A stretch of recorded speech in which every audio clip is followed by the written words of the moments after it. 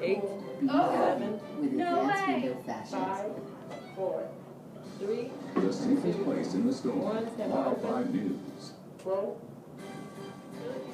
Now, in high definition, For the last shot. from the Low Country's news leader, this is Live 5 News.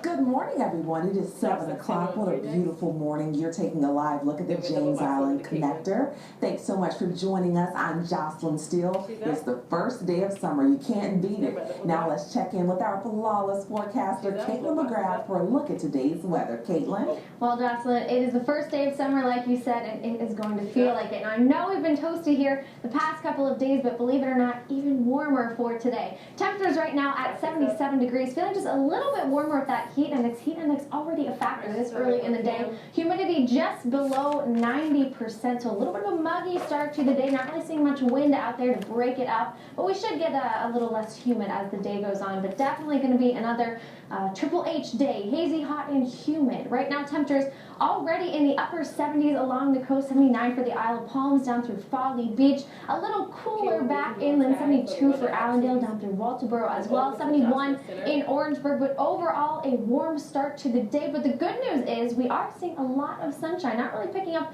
on any clouds for our live Super Doppler Max. And most of today is going to stay nice and clear. We do just have a couple rain chances moving in a little later this afternoon. We have a trough of low pressure making the atmosphere just a little bit unstable. Once that sea breeze kicks in, might see a couple stronger storms pop up in areas mostly back inland, but can't rule out the chance of an isolated shower for today. Again, however, that's not moving in until later this afternoon. So as you get out the door for this morning, leave the jacket at home, but take the sunscreen and a water bottle. Up to 91 degrees by noon, 97 a little later this afternoon. And again, heat index is going to play a factor for today. Those temperatures are going to feel even warmer. And remember, hurricane season is here in the Low Country, and you're going to want to download our Live 5 weather app to keep track of any potential severe weather coming our way. Once you have it downloaded, you'll get an alert if there's any threat for severe weather wherever you are. Download it now before the weather gets here. It's free in your app store. More on your forecast coming up in just a bit, but for now, back to you, Jocelyn. Thanks, Caitlin. New details this morning from news we first broke last night at 11.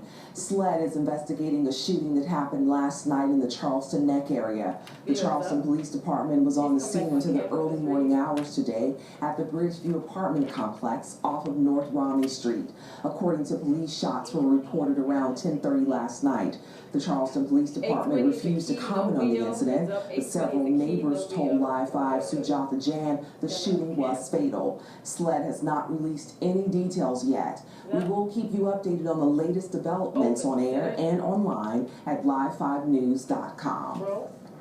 New from overnight, a man accused of exposing himself to two girls is now in the custody of Georgetown County deputies after investigators say he fled to Florida following his alleged crime. Deputies say Patrick Krell was extradited back to Georgetown County this week. He is facing 2 counts of indecent exposure. Krell was wanted for an incident that happened May 27th at Huntington Beach State Park. Covering South Carolina and Columbia, the man accused of shooting and paralyzing a USC student in 5 Points will spend at least 10 years in prison. Yesterday, a judge gave Michael Juan Smith the maximum sentence for federal weapons charges. Smith is not allowed to have a gun because he's a convicted felon. Yesterday, prosecutors played a recorded phone call Smith made from jail. In it, he complains that people and the media were making a fuss, quote, because she's white. Prosecutors say Smith is referring to the victim, Martha Childress. In that recording, Smith even speculated about whether she was really paralyzed. I'm not going to speak on those phone calls outside of what I said in the courtroom to the court. I'm going to let that stand. I'm not going to address them separately. Those phone calls were Mr. Smith's words in the days after the shooting. It showed his attitude toward this whole event at that time. Martha Childress was in court but did not speak because of the pending state case against Smith. In Sumter, police are investigating a string of shootings since the beginning of the year that officers believe are related. At least 8 shootings, most according to police in the South Sumter area, appear to be connected to criminal activity or retaliation acts. Sumter police recently arrested a 17-year-old seen in video that we have in South Sumter firing at an SUV. Police believe that shooting was drug-related. The suspect, Dominic Dingle, turned himself in. If you have any information about these shootings, you're asked to call Crime Stoppers. Turning heartbreak into motivation.